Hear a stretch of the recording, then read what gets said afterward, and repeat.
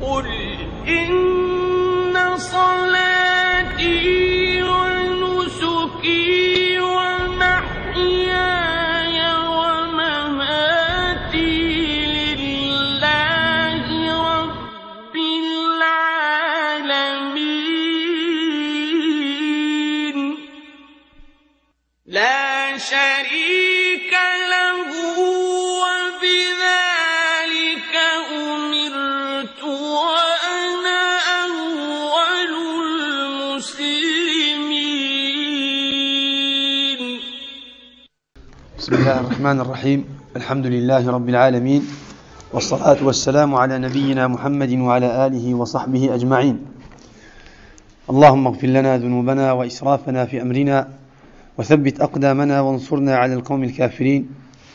اللهم أعز الإسلام والمسلمين وأذل الشرك والمشركين ودمر أعداءك أعداء الدين. اللهم أرنا الحق حقا وارزقنا اتباعه وأرنا الباطل باطلا وارزقنا اجتنابه. أما بعد، فإن أصدق الحديث كلام الله تعالى، وإن خير الهدى هدي محمد صلى الله عليه وسلم، وإن شر الأمور محدثاتها وكل محدثة بدعة وكل بدعة ضلالة وكل ضلالة في النار. Comme on l'a dit la fois dernière, avant de commencer l'explication de l'usul al-thalatha, des trois principes, des trois fondements de Cheikh al-Islam Muhammad ibn Abdul Wahhab, on va à chaque fois citer des exemples de la vie des salaf, de la vie des compagnons, des tabi'in, des savants qui ont vécu dans les premiers siècles, dans plusieurs catégories de la religion, que ce soit leur position, que ce soit leur parole dans la croyance, ou que ce soit dans les adorations, ou que ce soit dans al-wala ou al-bara, ou que ce soit dans le comportement que le musulman doit avoir. Parce qu'aujourd'hui, lorsqu'on parle de la croyance de Ahl-Sunnah wal-Jama'ah, lorsqu'on parle de Aqidat al-Salaf, ou lorsqu'on parle de la croyance de Sahaba radwanullahi anil jami', on a l'impression que la croyance de Ahl-Sunnah wal-Jama'ah est une simple théorie qui n'avait pas d'effet sur la vie des musulmans, sur la vie des premiers. C'est comme ça qu'on nous montre, c'est comme ça qu'on nous enseigne. On a l'impression que les règles de l'Aqidah, les règles de l'ibadat, les règles de l'wala ou al-bara n'ont jamais été appliquées par les premiers musulmans, par les Sahaba radwanullahi anil jami', par les tabi'in, par les premiers savants et les premiers musulmans qui ont vécu dans les premiers siècles. C'est pour cela qu'on a dit qu'à chaque fois qu'on va commencer un cours, on va, Inch'Allah Azza wa Jal, essayer de citer des exemples, des paroles de la vie des premiers savants, des premiers musulmans, dans des différents thèmes qui sont en relation avec Din al-Islam, avec la religion islamique. Aujourd'hui, on a la position des savants d'Ahl-Sunnah wal-Jama'ah dans la réalité de l'iman. La position des savants d'Ahl-Sunnah wal-Jama'ah à propos de la position de l'iman, à propos de la réalité et de la définition de l'iman. Vous savez, la réalité de l'iman ou la définition réelle de l'iman, ça a été une des causes qui a fait que l'égarement est apparu dans la communauté musulmane. Et les savants d'Ahl-Sunnah wal-Jama'ah, ils ont donné de l'importance à la définition réelle de l'iman pour pouvoir protéger, pour pouvoir apprendre aux musulmans les limites de l'iman qu'Allah Azza wa Jal nous a demandé, pour pouvoir savoir quand est-ce que le musulman va être considéré comme mu'min, pour savoir quand est-ce que le musulman, ou quelles sont les limites dont le musulman a besoin de conserver pour pouvoir rester sur l'iman. C'est pour cela que l'imam Sufyan ibn Uyaynah, lorsqu'ils lui ont demandé à propos de l'iman, est-ce que l'iman augmente et diminue? Est-ce que la foi augmente et diminue? Alors Sufyan ibn Uyaynah rahimahullah, il dit: Alaysa taqra'una al-Qur'an? Est-ce que vous lisez le Qur'an al-Karim? Est-ce que vous passez du temps à lire le Qur'an al-Karim pour chercher des réponses à vos questions? Naam. Et si on a une question, si on cherche un sujet, si on cherche la réalité, d'un point bien précis, d'un sujet, on doit revenir au Coran al-Karim. On doit chercher tout d'abord la réponse dans le Coran al-Karim. Si on a cru que le Coran est la parole d'Allah subhanahu wa ta'ala, le Coran est le livre dans lequel il n'y a pas de manque. C'est pour cela que les sujets aujourd'hui, qui sont considérés comme des sujets de divergence, mais qui ne sont pas en réalité des sujets de divergence. La première chose à regarder, c'est le Coran al-Karim et la sunna du prophète, alayhi salatu wassalam, avant même de regarder les livres, par exemple, ou les bouquins de Cheikh al-Islam ibn Taymiyyah, ou bien de Cheikh al-Islam ibn al-Qayyim, rahimahullah. Avant de regarder cela, l'alim ou bien le musulman, il doit revenir vers quoi? Il doit revenir vers le Coran ou la sunna. C'est comme ça que les premiers ont enseigné à leurs élèves. C'est comme ça que les premiers ont enseigné aux musulmans. Et ça a été la méthode Ahl Sunnah wal Jama'a. Ya akhi, quand tu as un souci, quand tu as une question, quand tu as un problème, quand tu cherches une solution à propos de quoi? À propos d'une situation bien précise, tu dois revenir vers le Coran ou la Sunnah. C'est pour cela que Sufyan ibn Uyayna, rahimahullah, lorsqu'on lui a posé la question, pour attirer leur attention à le Coran al-Karim, à la source, il leur a dit, mais est-ce que vous lisez pas le Coran al-Karim? Allah Azza wa Jalla dit dans le Coran al-Karim, فَزَادَهُمْ إِيمَانًا, et leur foi a augmenté.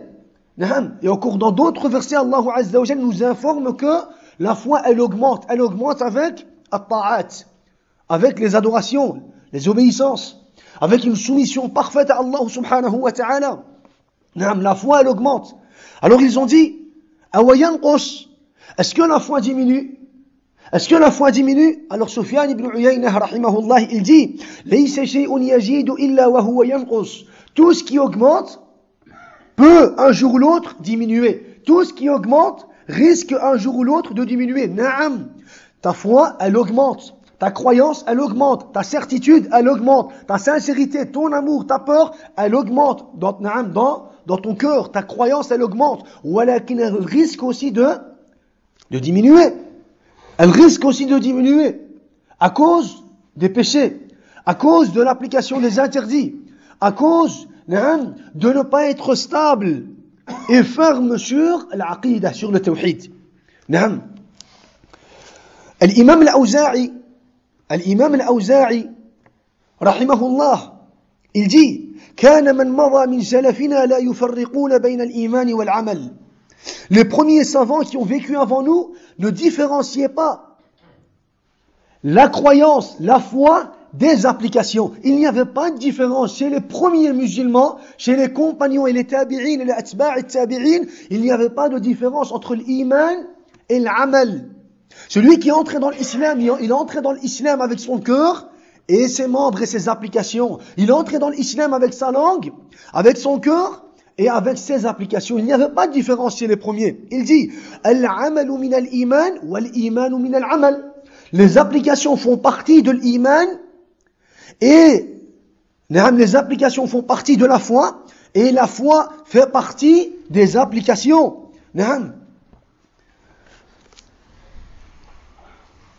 فمن آمن بلسانه وعرف بقلبه وصدق ذلك بعمله فتلك العروة الوثقى التي لا انفصام لها. Celui qui va croire avec sa langue, c'est important ya ikhwa.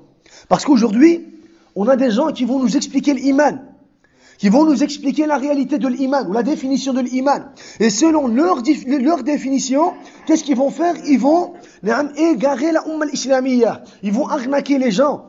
Ils vont dévier les gens de quoi? De la réalité de l'iman qui est citée dans le Coran al-Karim et dans la aqidat Ahl Sunnah wal Jama'a. Regardez ce qu'il dit. Il dit, فَمَنْ آمَنَ بِلِسَانِهِ, celui qui va croire avec sa langue, وَعَرَفَ بِقَلْبِهِ, et qui va savoir cela avec son cœur, celui qui va croire avec sa langue, qui va dire ashhadu an la ilaha illallah wa ashhadu anna muhammadan rasulullah avec sa langue, parce qu'il a besoin de prononcer cela. L'oncle du prophète Abu Talib, quand il était en train de mourir, et que le prophète alayhi salatu wassalam, il a été le trouvé, il lui a dit ya ammi qul kalimatan qul la ilaha illallah kalimatan uhajju laka biha inda Allah. Dis cette phrase, dis cette parole, dis cette phrase, Donc celui qui va croire tout d'abord avec sa langue, et puis qui va reconnaître cela avec son cœur, qui va reconnaître la réalité du témoignage de la parole de l'unicité de la ilaha illallah avec son cœur. Allah Azza wa Jalla dit fa'alam annahu la ilaha illallah. Sache qu'il n'y a pas de divinité digne d'être adorée sauf si ce n'est qu'Allah Azza wa Jalla. Tu dois savoir cela avec ton cœur. Et ça doit avoir un effet. La prononciation de cette phrase doit avoir un effet sur ton cœur. Tu ne peux pas prononcer une phrase sans savoir, sans ressentir la réalité de cette phrase. Tu ne peux pas. Et si tu le fais, cette phrase n'aura aucune utilité ici sur terre et dans l'au-delà. نعم وعرف ذلك بقلبه نعم وصدق ذلك بعمله نعم celui qui va prononcer avec sa langue, qui va croire avec sa langue et qui va reconnaître cela avec son cœur et qui va appliquer cela avec ses membres. C'est important, qui va appliquer cela avec ses membres. فَتِلْكَ الْعُرْوَ الْوُثْقَى Voilà la solide corde d'Allah Azza wa Jalla, la ilaha illallah. Voilà la solide corde d'Allah Azza wa Jalla, la ilaha illallah. Ça veut dire que le musulman qui veut s'attacher à la ilaha illallah, Muhammadun Rasulullah, il doit croire d'une façon bien précise. Il n'a pas le droit de dire, moi j'ai cru avec ma langue. Moi j'ai seulement cru avec mon cœur. Moi j'ai seulement cru avec mes membres. Abadan, il n'a pas le droit. Lorsqu'il croit en Allah subhanahu wa ta'ala, il doit croire avec sa langue. Il doit croire avec son cœur et il doit appliquer cela avec ses membres. Parce que les applications font partie de l'iman. Parce que les applications font partie de l'iman. Na'am. وَمَنْ قَالَ بِلِسَانِهِ Par contre, celui qui va prononcer, celui qui va croire avec sa langue et qui va prononcer la parole de l'unicité avec sa langue et qui ne va pas reconnaître cela avec son cœur et qui ne va pas appliquer cela avec ses membres, لم يقبل منه وكان في الآخرة من الخاسرين. Cette parole ne sera pas acceptée de sa part et le jour du jugement il fera partie des perdants. Ça c'est un sujet autour duquel il n'y a pas de khilaf, ya ikhwa. Il n'y a pas de khilaf que celui qui dit la ilaha illallah Muhammadur Rasulullah sans comprendre le sens, il n'y a pas de khilaf que cette phrase ne va pas lui être utile ici sur terre et dans l'au-delà. Il n'y a pas de khilaf. Il n'y a pas de khilaf, tu dois comprendre.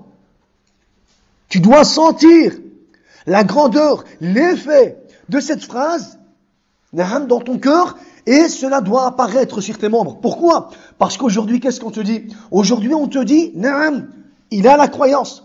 Même s'il ne fait rien, même s'il n'a aucune relation avec les applications, même s'il n'utilise pas ses membres pour appliquer la religion, il est croyant. On se suffit de quoi? On se suffit de voir sa prononciation. Et on va arriver, Inch'Allah, même qu'on va expliquer l'usul al-thalatha. On se suffit de quoi? On se suffit où des gens aujourd'hui nous expliquent et nous disent que s'il a prononcé la ilaha illallah, khalas, il est musulman. Même s'il n'y a pas d'effet dans son cœur, et même s'il n'y a pas d'effet sur ses membres. Ça c'est pas juste, ya ikhwa. Ça c'est la parole de salaf, ça c'est la parole des premiers.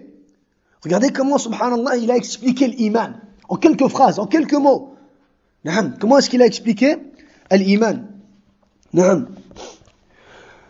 Al-Humaydi, rahimahullah, il dit سمعت وكيعا رحمه الله un des savants des premiers siècles يقول أهل السنة يقولون الإيمان قول وعمل. Il dit que les savants d'Ahl Sunnah ont dit l'iman, la foi, la croyance, la foi est composée d'une parole et d'une application. D'une parole et d'une application.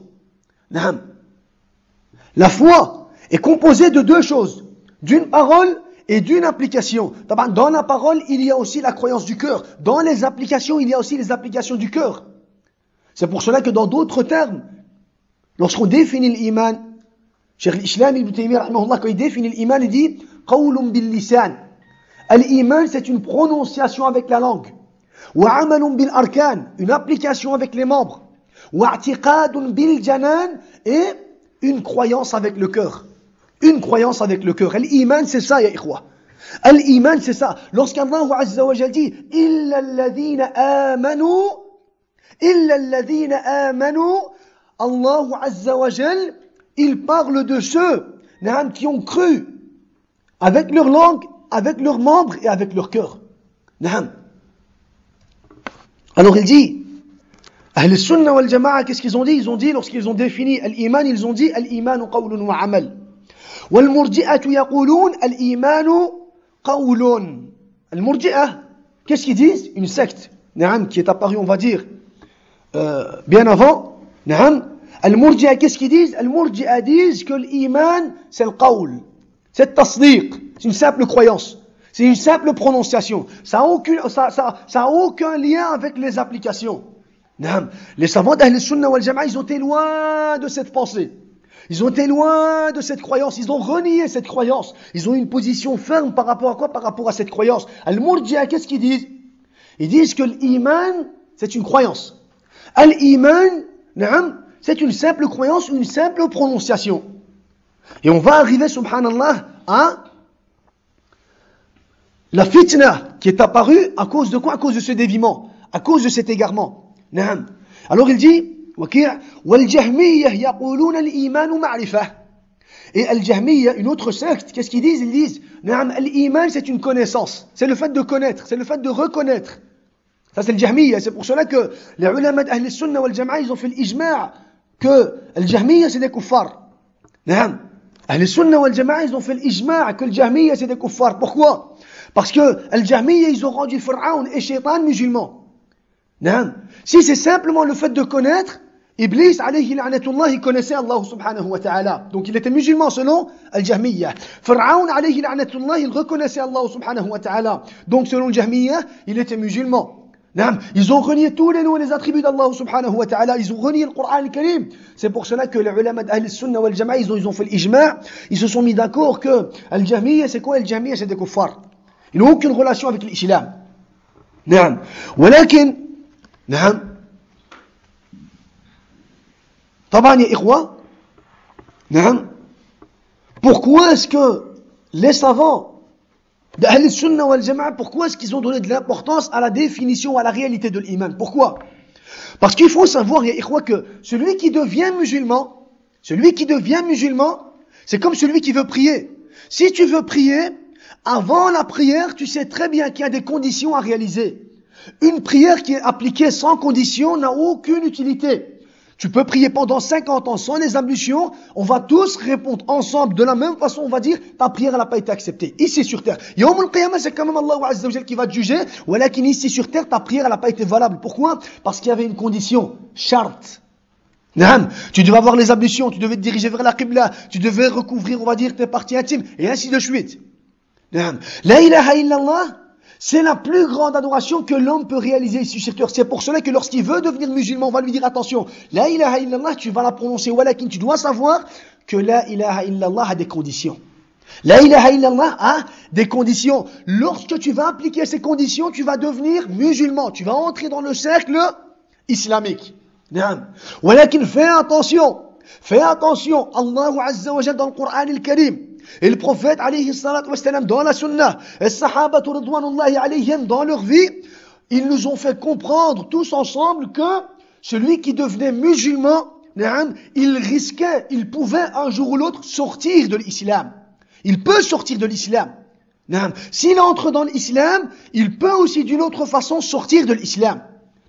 C'est pour cela qu'on doit savoir la réalité de l'iman pour pouvoir savoir la réalité du kufr, de la mécréance. De la mécréance, ya ikhwa. Al-iman, عند أهل السنة والجماعة, c'est qawl. C'est amal et c'est i'tiqad. Une prononciation, une application et une croyance. C'est pour cela que les ulama d'Ahl Sunnah wal Jama'a, qu'est-ce qu'ils ont dit? La mécréance aussi, peut-être une parole, peut-être une application et peut-être une croyance. La personne, une fois qu'elle est rentrée dans l'islam, elle peut ressortir de l'islam avec une parole. Avec une parole. Elle peut ressortir de l'islam avec une seule prononciation. Avec une seule croyance. Ça c'est important. C'est pour cela que dans tous les livres de l'fiqh, il y a ikhwa, dans les derniers tomes. Parce que les derniers tomes, il y a presque personne qui lit les derniers tomes. On est toujours dans les premiers tomes. As-salah, al-wudu, as-salah. Dans les derniers tomes, il y a ikhwa que personne ne lit. Il y a un chapitre dans tous les livres de l'fiqh, dans presque tous les livres de l'hadith. Kitab al-riddah. Kitab al-riddah, ça veut dire quoi, ikhwa? Chapitre de l'apostasie. L'apostasie, ça veut dire c'est celui qui fait un acte et qui sort de l'islam. Comment ça se fait que dans tous les livres de fiqh, comment ça se fait que dans tous les livres de tafsir, comment ça se fait que dans tous les livres de hadith, il y a, subhanallah, un chapitre qui parle de quoi? Qui parle des actes qui peuvent faire sortir la personne de l'islam. Comment ça se fait? Et aujourd'hui, on a l'impression que, subhanallah, tu peux faire tout ce que tu veux, tu peux dire tout ce que tu veux, tu peux croire à tout ce que tu veux, tu sortiras jamais de l'islam. Pourquoi? Parce que le sens réel de l'iman a été falsifié. Le sens réel de l'iman a été changé dans l'esprit des gens. Dans l'esprit des gens. On nous a fait croire que l'islam, man qala la ilaha illallah, dakhala al-jannah. Khalas. Celui qui va dire la ilaha illallah, il va entrer au paradis. Encore aujourd'hui, on dit cela, subhanallah. On est en train d'égarer les gens, subhanallah. Naam, ce hadith, il est sahih. Le prophète, alayhi salam, il l'a dit. Walakin, il n'a pas dit que cela. Ce hadith, les ulama, ils sont tous d'accord que ce hadith a été dit au début de la da'wah. Et puis le prophète, il a ajouté la sincérité, et puis il a ajouté la certitude, et puis il a ajouté l'application, et puis il a ajouté le fait de renier les tawarit, et puis il a rajouté, et ainsi de suite, il a complété toute la religion.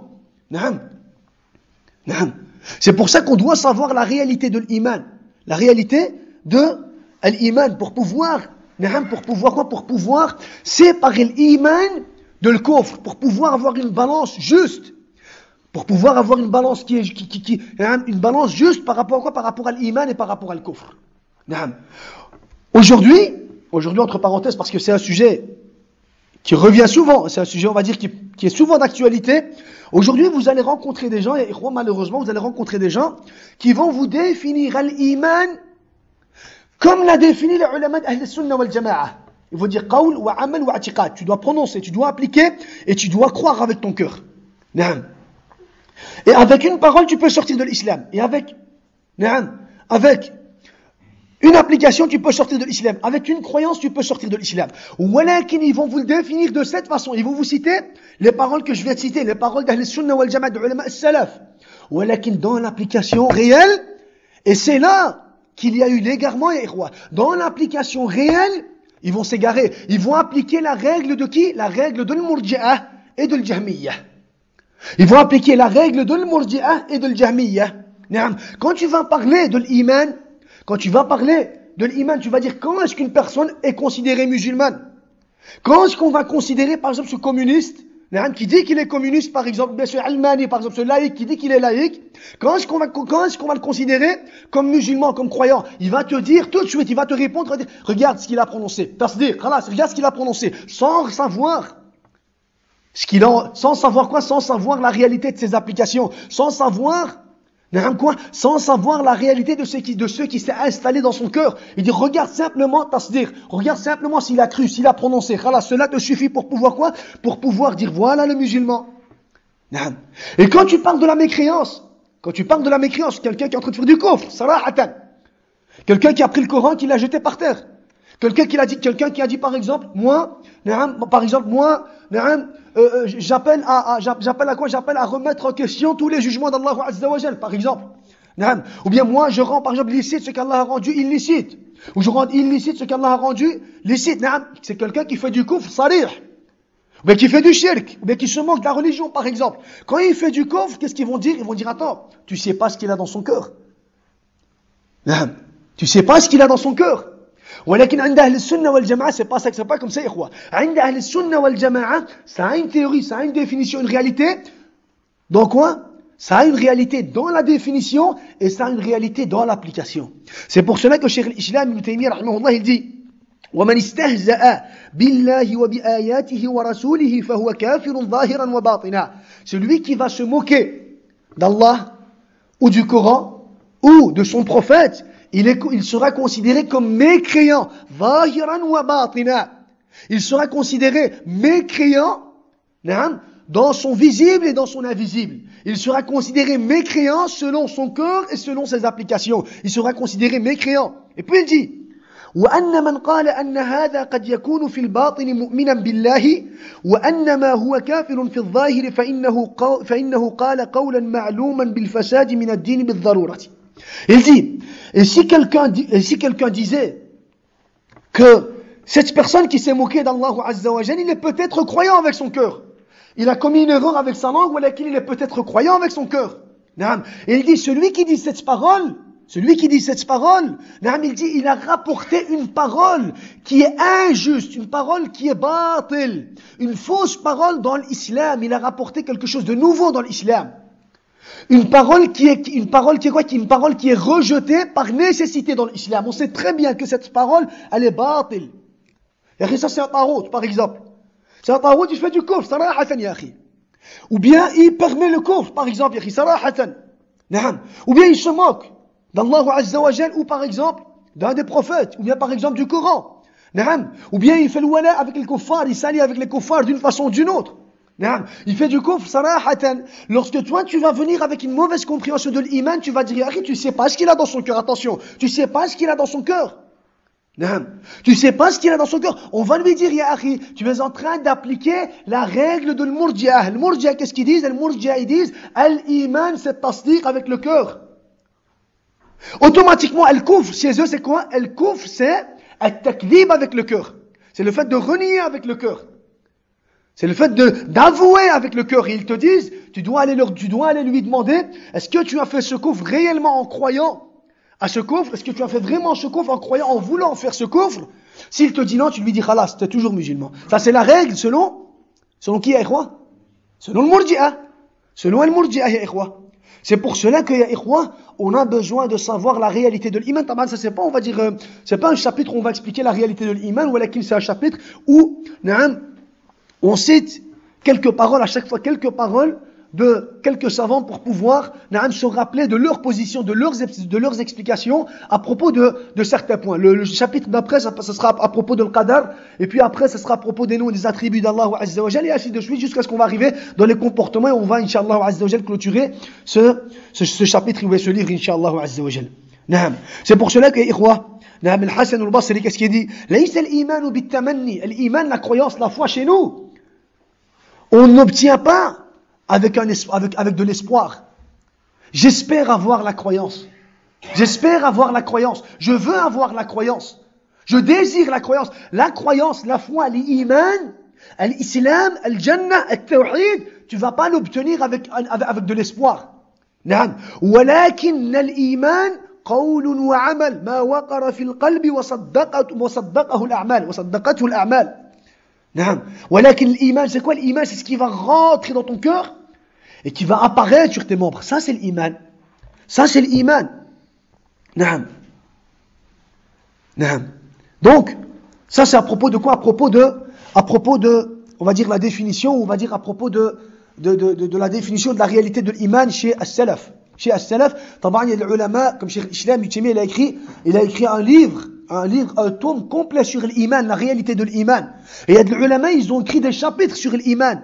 Et quand on regarde, subhanallah, les premiers, ils n'ont pas oublié de nous expliquer la réalité de l'iman, ya ikhwa. Quand on regarde, subhanallah, on a Yahya ibn Sa'id al-Qattan. Ça, c'est des premiers ulama de l'hadith, ya ikhwa, qui nous ont transmis la définition de l'iman. Pourquoi? Parce que, à l'apparition de l'égarement, ou lorsque la définition de l'iman n'a pas été correcte, elle a été changée, falsifiée, c'est à ce moment-là que l'égarement, c'est à ce moment-là que l'égarement est apparu dans la Ummah islamia. Pourquoi? Parce qu'automatiquement, si ce tarot, tu vois pas que c'est un tarot, tu vois pas qu'il est en train de faire du coffre, tu vois pas que dans la balance, en réalité, tu dois le désavouer, automatiquement, qu'est-ce que tu vas faire? Tu vas t'allier avec lui. Ça?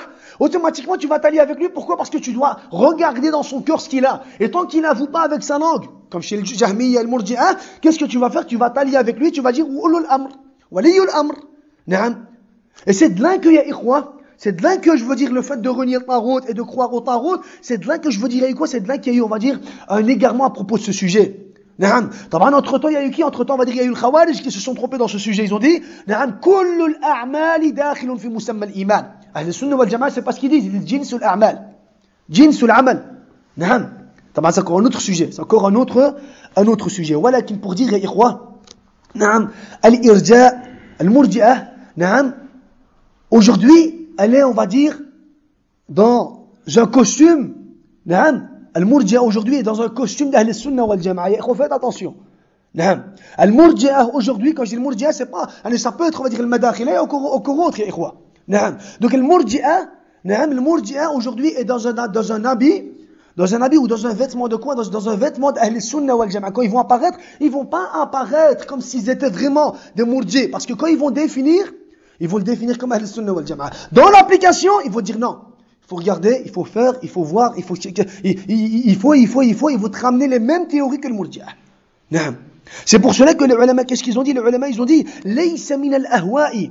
نعم. قتادة ابن دعامة السدوسي, il dit ليس من الأهواء شيء أخوف عندهم على الأئمة على الأمة من الإرجاء. Il n'y a pas eu une fitna, une tentation plus grave à la communauté musulmane que l'irja.